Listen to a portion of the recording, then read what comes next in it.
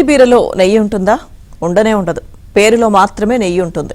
అలాగే వైసీపీ హయాంలో తిరుమల శ్రీవారి ప్రసాదాల లడ్డూల కోసం సరఫరా చేసిన నెయ్యిలోనూ నెయ్యి లేదు. అది నెయ్యి కానే కాదు, 100% రసాయనాల మిశ్రమం.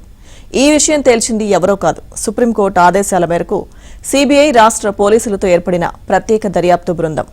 తిరుమలకు వెళ్లి అత్యంత పవిత్రంగా తెచ్చుకుని ఇంట్లో పూజ చేసిన తర్వాత కళ్లకద్దుకుని తీసుకునే ప్రసాదాన్ని ఇంత ఘోరంగా కల్తీ చేసిన పాపం మూటగట్టుకున్నారు. కాసుల కోసం కక్కుర్తిపడి కల్తీ సరుకులు వాడే హోటళ్లు, డాబాల తరహాలో నీచంగా, దారుణంగా శ్రీవారి లడ్డూకు కల్తీ నెయ్యిని సరఫరా చేశారు.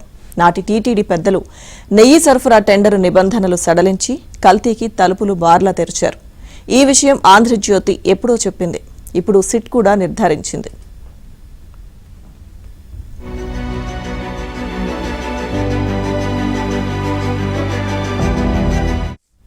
ఇది కాసుల కోసం కక్కుర్తి, పక్కాగా ముందస్తు ప్రణాళిక రచించి అమలు చేసిన కుట్ర.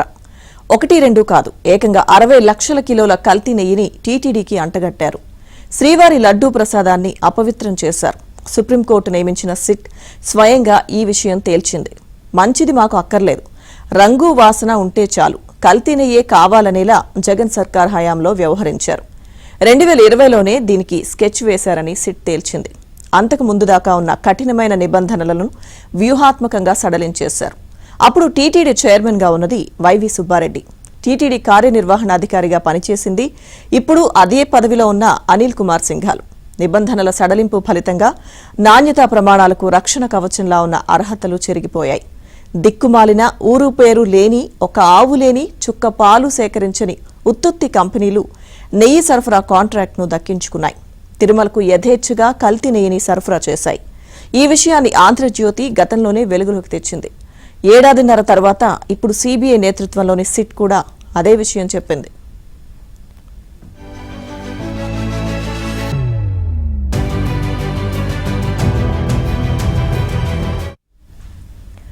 టీడీపీ పాలనలో 2019 ఏప్రిల్లోనే నెయ్యి కొనుగోలు టెండర్ల నిబంధనలను టీటీడీ కఠినతరం చేసే ప్రక్రియను మొదలుపెట్టింది.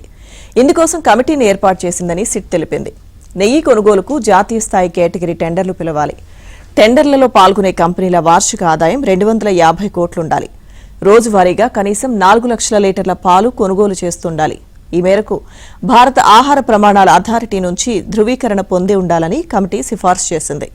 కమిటీ నివేదిక ఇచ్చే నాటికి రాష్ట్రంలో ప్రభుత్వం మారింది. జగన్ 2019 మే నెలలో ముఖ్యమంత్రి అయ్యారు. వైవి సుబ్బారెడ్డి టీటీడీ చైర్మన్ అయ్యారు. కానీ పూర్తిస్థాయి పాలక మండలి ఏర్పాటు కాలేదు. దీంతో ఆ కమిటీ సిఫార్సులను నాటి టీటీడీ ఈవో ఆమోదించారు. 2019 ఆగస్టు నుంచి కొత్త సిఫార్సులు అమల్లోకి వచ్చాయి.